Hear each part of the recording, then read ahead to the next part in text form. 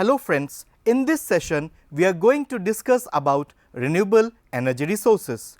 The first renewable energy resource that we will discuss is solar energy. What is solar energy? It originates with the thermonuclear fusion reactions occurring in the sun. It represents the entire electromagnetic radiation, visible light, infrared, ultraviolet, X-rays and radio waves. The surface receives about 47% of the total solar energy that reaches the earth. Only this amount is usable. Advantages of solar energy are: number 1, all chemical and radioactive polluting byproducts of the thermonuclear reactions remain behind on the sun, while only pure radiant energy reaches the earth. Number 2, energy reaching the earth is incredible. By one calculation, 30 days of sunshine striking the earth have the energy equivalent of the total of all the planet's fossil fuels, both used and unused. Disadvantages of solar energy are: number 1, sun does not shine consistently. Number 2, solar energy is a diffuse source. To harness it, we must concentrate it into an amount and form that we can use, such as heat and electricity. Number 3, addressed by approaching the problem through collection, conversion and storage.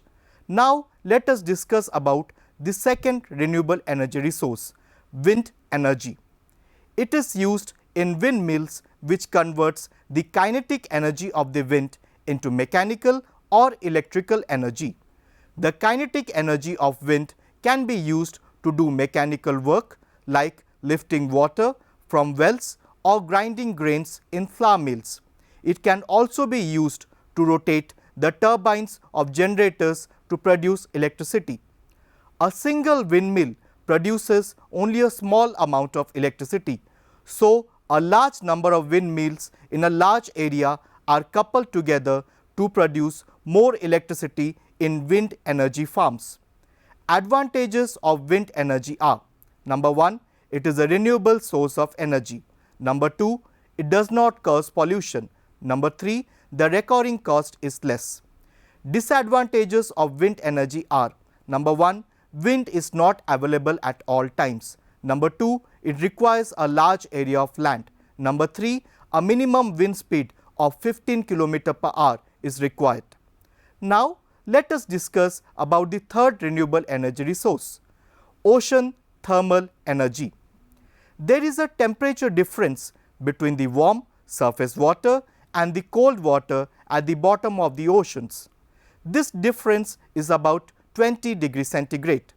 The warm surface water is used to boil liquid ammonia, and the vapor is used to rotate the turbines of generators to produce electricity. The cold water from the bottom is then pumped up to cool the vapor back to liquid.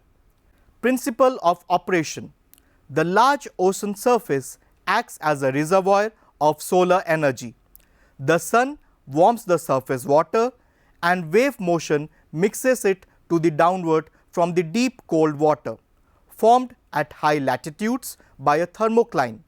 The resulting vertical temperature distribution thus consists of two layers separated by an interface with temperature differences ranging from 10 to 30 degrees Celsius.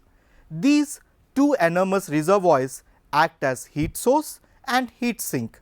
Now, if a heat source is available at a higher temperature and heat sink at lower temperature, it is possible in principle to utilize this temperature difference to run a prime mover, that is turbine.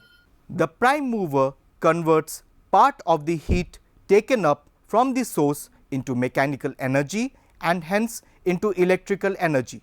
The engine working on this principle and utilizes ocean energy is referred as ocean thermal energy conversion, OTEC. Advantages of ocean thermal energy are: number 1, power from ocean thermal energy is continuous, renewable and pollution free. Number 2, unlike other forms of solar energy, output of ocean thermal energy shows very little daily or seasonal variation. Number 3, drawing of warm and cold sea water and returning of the sea water close to the thermocline could be accomplished with minimum environment impact. Number 4, electric power generated by ocean thermal energy could be used to produce hydrogen. Number 5, tropical and subtropical island sites could be made free from pollution caused by conventional fuels for electricity generation. Number 6, ocean thermal energy system might help in enrichment of fishing grounds due to the nutrients from the unproductive deep waters to the warmer surface waters. Number 7, a floating ocean thermal energy plant can generate power even at mid-sea and can be used to provide power for offshore mining and processing of manganese nodules. Disadvantages of ocean thermal energy are: number 1, capital investment is very high.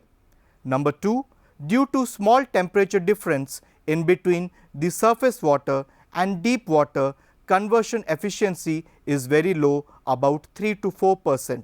Number 3, low efficiency of these plants coupled with high capital cost and maintenance cost makes them uneconomical for small plants. The fourth renewable energy resource we will discuss is about geothermal energy.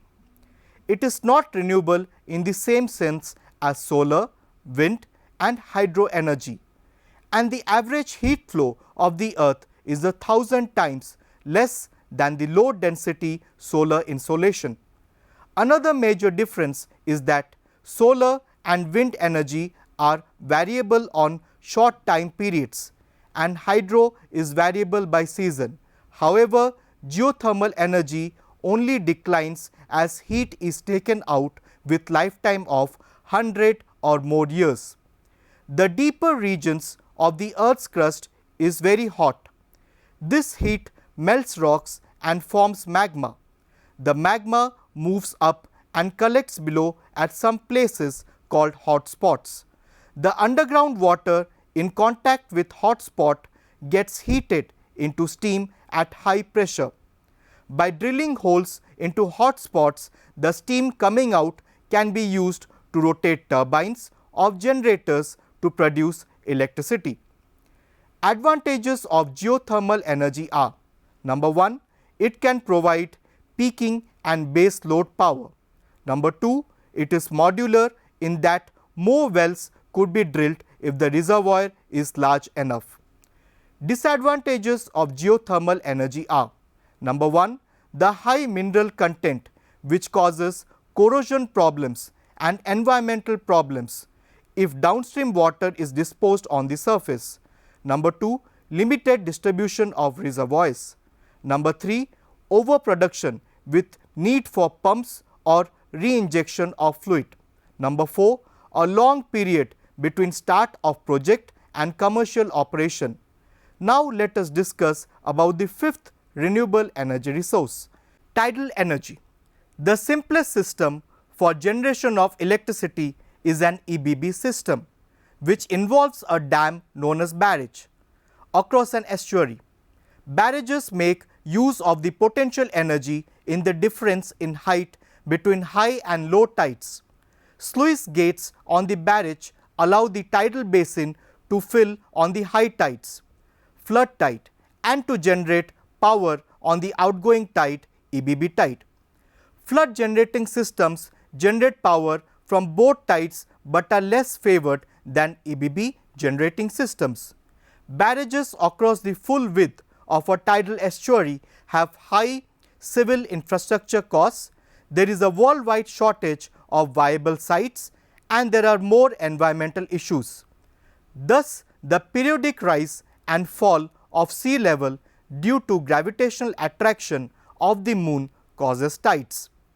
A dam is constructed at a narrow opening between the land and sea. The movement of water during high tide and low tide can be used to rotate the turbines of generators to produce electricity. Advantages of tidal energy are: number 1, it is renewable.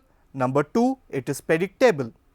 Disadvantages of tidal energy are: number 1, a barrage across an estuary is expensive and affects a wide area. Number 2, the environment is changed upstream and downstream for some distance.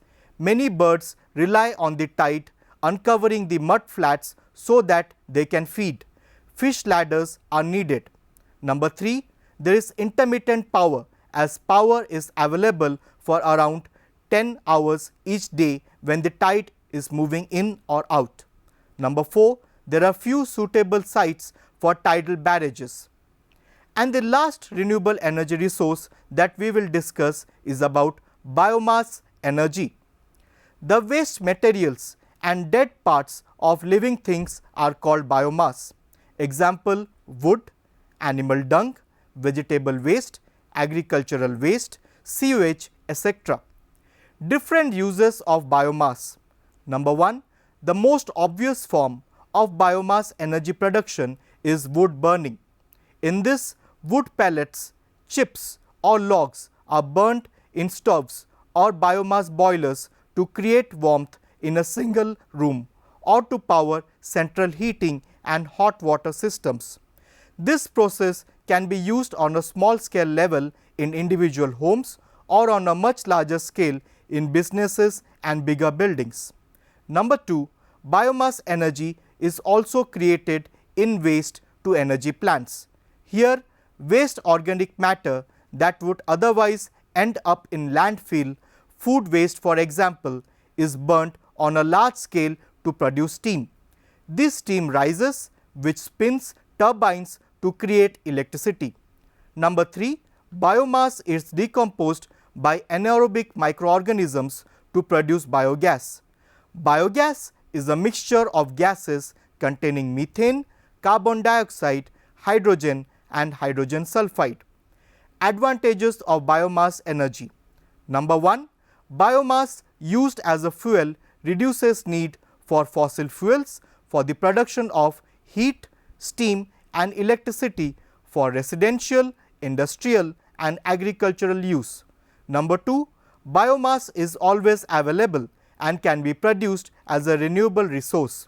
Number 3, biomass fuel from agricultural waste may be a secondary product that adds value to agricultural crop. Number 4, growing biomass crops produce oxygen and use up carbon dioxide. Number 5, the use of waste materials reduce landfill disposal and makes more space for everything else. Number 6, carbon dioxide, which is released when biomass fuel is burnt, is taken in by plants. Number 7, less money spent on foreign oil. Disadvantages of biomass energy. Number 1, agricultural wastes will not be available if the basic crop is no longer grown. Number 2, additional work is needed in areas such as harvesting methods. Number 3, land used for energy crops may be in demand for other purposes such as farming, conservation, housing, resort or agricultural use. Number 4, some biomass conversion projects are from animal waste and are relatively small and therefore are limited. Number 5, research is needed to reduce the costs of production of biomass based fuels. Number 6 is in some cases is a major cause of pollution. With this, we have come to the end of this session on renewable energy resources. Thank you.